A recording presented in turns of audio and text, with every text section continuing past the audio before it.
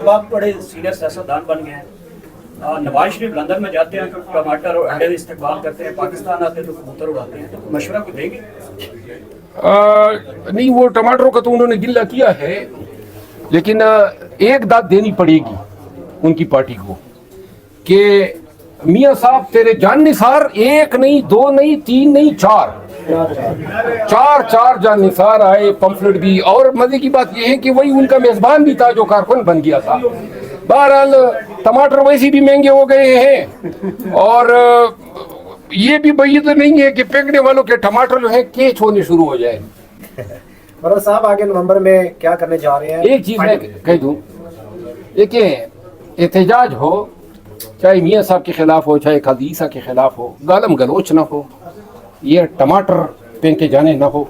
बेशक आप एहतजाज करें, आपका हक है, लेकिन हम पे ये कोई उंगली न उठाए कि हम किसी वर्कर को ये शे दे रहे हैं कि ये आप करें। मरों साहब सवाल चेंज हो गया, सोशल मीडिया के बारे में आपने बात की, लोगों ने उसको शायद गलत समझा, थोड़ा सा उस पर एक्सप्लेनेशन देना चाहेंगे? एक्सप्लेनेशन में कब तक देता रहूंगा? जब मैं कहता हूँ दो लोगों की मैंने बात की है, वो लोग जो खान के नाम पे लोगों से चंदे बटोरते हैं, जो फौजी भगोड़े हैं, डिसमिस हैं, कोर्ट मार्शल हुए हैं, उन दो की बात कर रहा हूँ, राजा आदिल राजा और हैदर मेहदी की। इन दो की मैंने बात की। अगर कोई इन पे स्टैंड लेता है तो चैलेंज है कि ले जितना ले सकते हैं। और इन लोगों ने वतीरा बना लिया है पाकिस्तान तहरीक इंसाफ की खवातीन की आदत को तवाइफ कहते हैं, हमारी तमाम लीडरशिप को ये ट्रेटर कहते हैं। कौन हो भाई तुम लोग? कहाँ से आपने ये हक ले लिया है? और जब हमारे सोशल मीडिया पे इन इल्जामात का जवाब कोई नहीं देगा तो फिर हम खुद बोलेंगे। तो लिहाजा पीटीआई की तमाम क़यादत को ये ब्लैकमेलिंग करते हैं, लीडरों से भी पैसे गिनते हैं। अगर आप हमें खुश नहीं करते हैं तो ये आपका कोई स्कैंडल निकाल लेते हैं, कोई झूठ, कोई बकवास कर लेते हैं। तो लिहाजा ऐसे ब्लैकमेल, और हम तो वकील हैं, सारी जिंदगी ऐसी गंदगियों को निपटते आए हैं।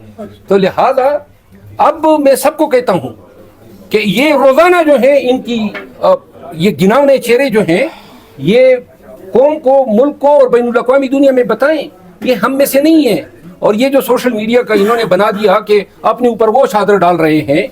पीटीआई की जो सोशल मीडिया है, जो हमारे वॉलंटियर्स हैं, उनको मैंने टाइगर्स का खिताब दिया है।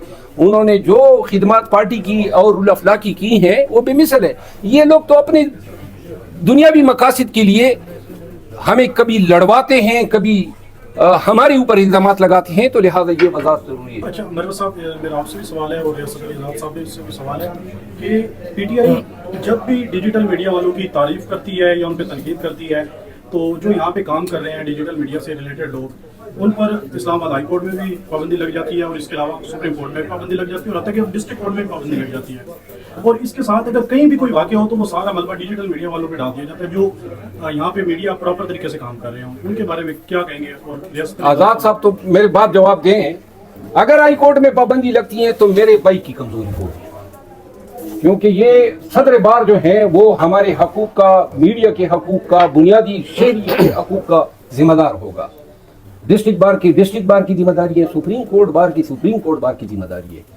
क्यों कर सदर के होते हुए और कैबिनेट के, इलेक्टेड कैबिनेट के होते हुए किसी अदालत के मुंतज़मीन जो हैं वो मीडिया का इस तरह जो है गला घोंट सके?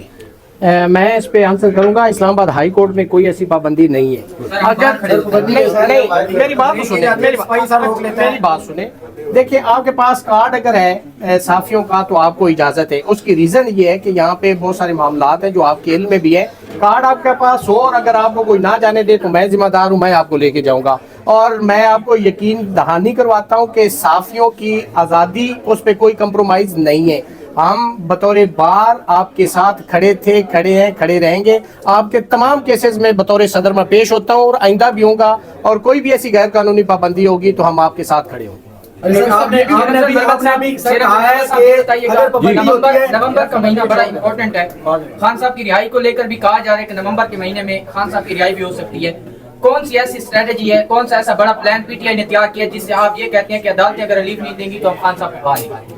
अदालतों के रिलीफ से तो हमें कोई तवक्को ही नहीं है। जिस अंदाज से अपनी मर्जी से ये देते हैं अपने वक्त पे, इतना खींच खांच के कि खान के 1.25 साल से ज़्यादा मियाद हो गई है, किसी 302 में नहीं है, जेली मुकदमात में है और सब में बरी हो गए हैं। लेकिन अभी भी जमानत शायद तब होगी जब नीचे से कोई सजा का फैसला आ जाएगा, और यही होता आया है। तो लिहाजा खान की रिहाई जो है वो अवामी एजिटेशन की मरहून मिन्नत होगी।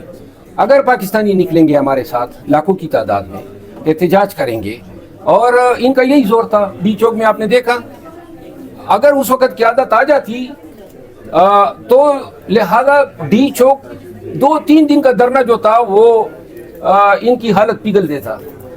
अब जो अली अमीन खान ने बात की है और जो अब पीटीआई की क़यादत का मुतफ़िका फ़ैसला है, और मैं इससे मुकम्मल इत्तेफाक करता हूँ, हतमी एहतजाज होगा। जब आना होगा तो ये सोच के हम जाएंगे और निकलेंगे कि हमारे साथ कुछ भी हो सकता है। अच्छा मरवत साहब ये तो बताइए, लिहाजा कैसे- ये तमाम किश्तियाँ जला कर जाएंगे और इंशाल्लाह खान को छुड़वाएंगे। कैसे वर्कर को इंश्योर करवाएंगे कि क़यादत डी चौक से भागेगी नहीं, हजारा वाला रास्ता नहीं अपनाएगी, फिर पेशावर नहीं पहुंचेगी? वर्कर तो बहुत मजबूत है। देखिए, जो जिस शख्स की तरफ आप इशारा कर रहे हैं ना, उस शख्स की अकेले की इतनी कंट्रीब्यूशन थी कि 5-6 एहतजाज उसके तो फिर मुमकिन हुए। और दूसरी बात यह है कि पूरा पाकिस्तान सुन ले, जिस दिन एहतजाज होगा और अगर हम जाके मीडिया पे बैठ के कह दें कि हम जिम्मेदार हैं, आप आए, हम आपके साथ होंगे, तो फिर पाकिस्तानी और हमारे वर्कर्स हम पे एतमाद करते हैं। हम अली अमीन खान के साथ शाना बशाना डी चौक में मौजूद होंगे जब फैसला होगा और जब हम कॉल देंगे।